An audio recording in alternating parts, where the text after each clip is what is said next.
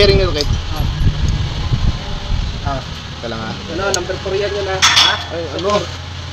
Dito sa number 4, pantay yung ano yun. Dito ang ano. Oy, lakas! Ayun, Ano yun? Nakapantay. pantay. Ano ba? Ayun mga boss, may nakita na po tayo isang dahilan kung bakit po umakyat po ang langis sa ibabaw ng piston. Dahil po dito sa piston ring sa pagkakabit, pantay po siya. So ito po siya, pantay, hindi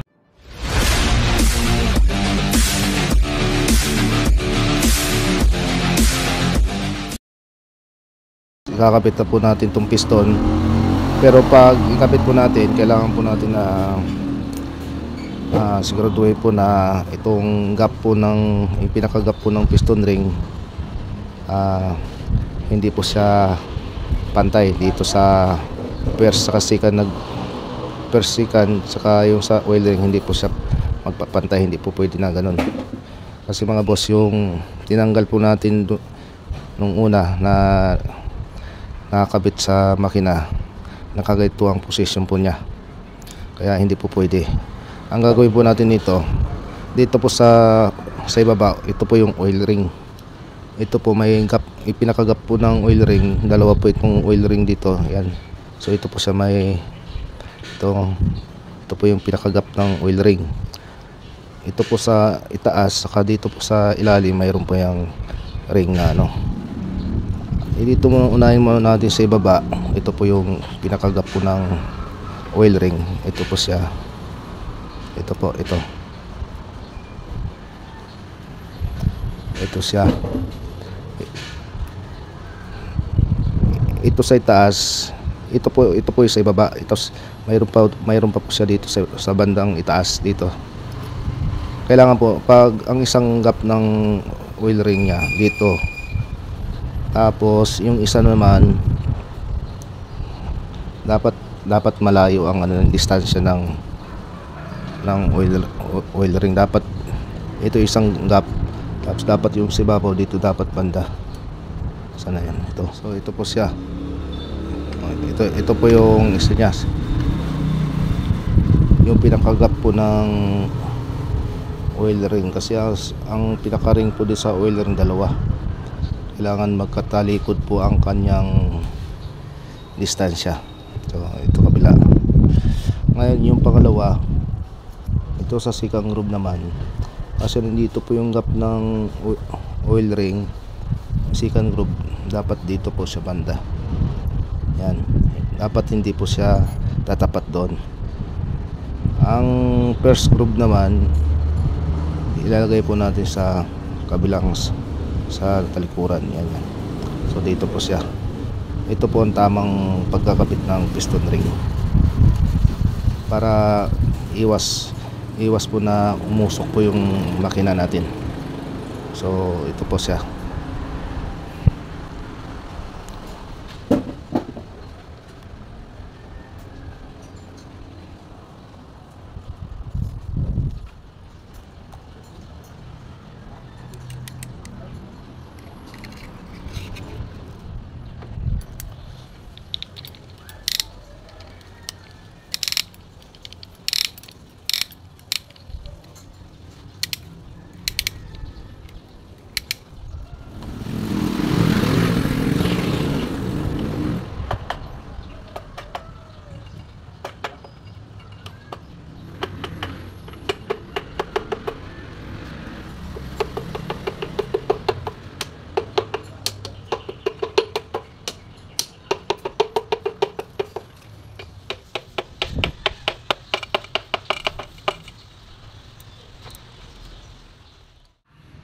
Ito na po yung cylinder head na pinapalitan po natin ng valve guide.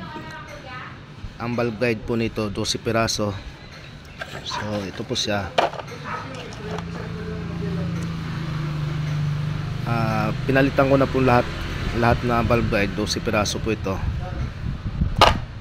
Para makasigurado na po tayo na wala na pong dahilan kung bakit siya uusok. Dahil sa palagay ko naman dito mga boss, hindi na po sa valve guide ang problema nito, kundi sa piston ring nya. Dahil nga po dito sa piston ring. Ayun nga po, nakita po natin malaki na po yung clearance ng oil ring at yung pinakagap po ng piston ring pinagtapat po, kaya siguro isa sa dahilan po na kung bakit po mausok po yung makina nito. Ngayon mga boss, ikakapit na po natin yung cylinder head para malaman po natin mamaya pag umandar kung mawawala bang usok nito sa makina.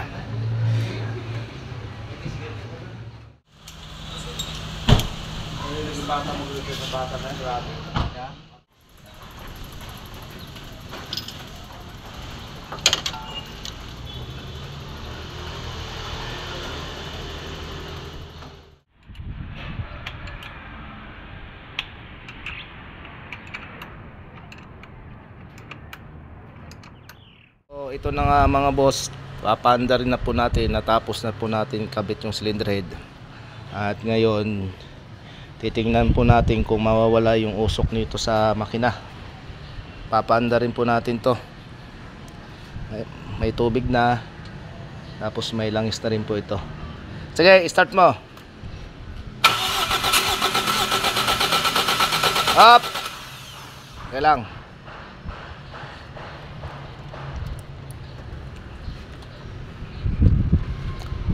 Teka lang ha. Wala yata sa timing ah.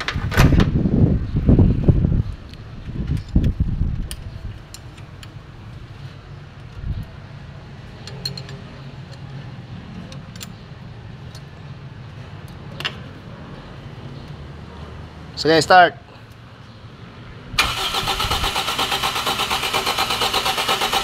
Up. Teka lang. Titira natin gas. Sige, start.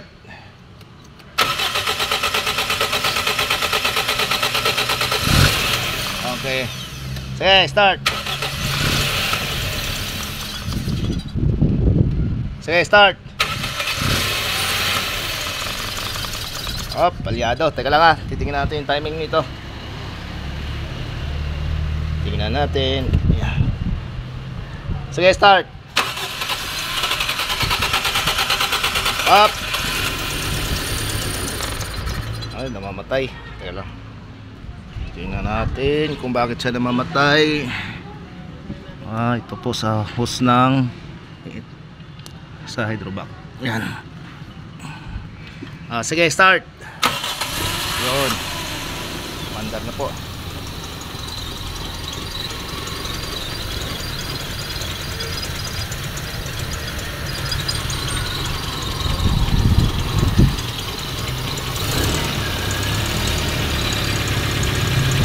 Ngayon mga boss, papainitin muna natin. Mamaya na natin i-revolution ito kasi bagong andar pa lang, baka mag-stack up yung piston ring. Kalawin mo nga ito. Ito. Higpitan mo to, higpitan mo. Ayan, higpitan mo ha.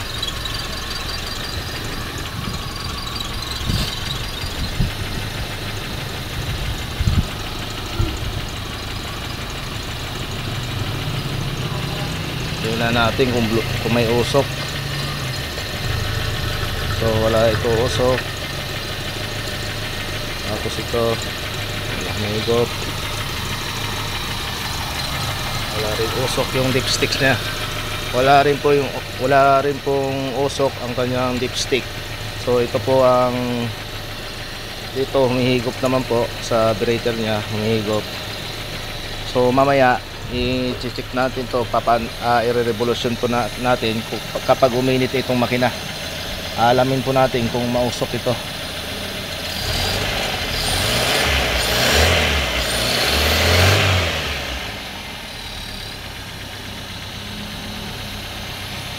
Painitin muna natin bago natin i-revolution.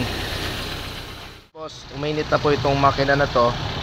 At ngayon susubukan na po natin to i-revolution kung uusok pa ba itong sa tambutso nito. I-revolution natin. Malalaman po natin mamaya kung uusok yung tambutso nito. Dito mga boss, sa dipstick niya sa langis, wala siyang usok o kaya talsik na langis. So ito, ngayon susubukan po natin i-revolusyon kung uusok pa ba ito.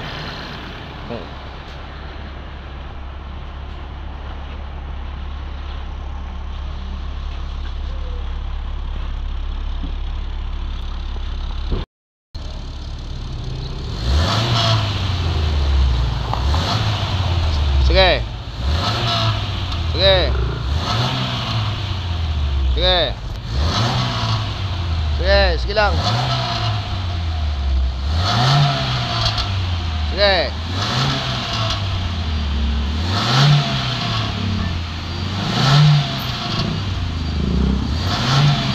Up, tama na. Okay na. So ito mga boss, nakikita po natin yung usok niya kulay itim na. Ibig sabihin po, gasolina na po yung nasusunog dito sa nilalabas yung usok.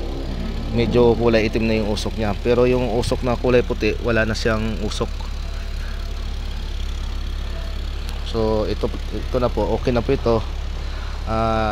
Doon lang po natin nakikita ang nagiging sira po nito sa kanyang piston ring, sa may piston ring niya na malaki na yung gap sa oil clearance. So sa ngayon okay na po ang andar nito, maayos na ang andar niya, at wala na nga po yung usok na nakikita.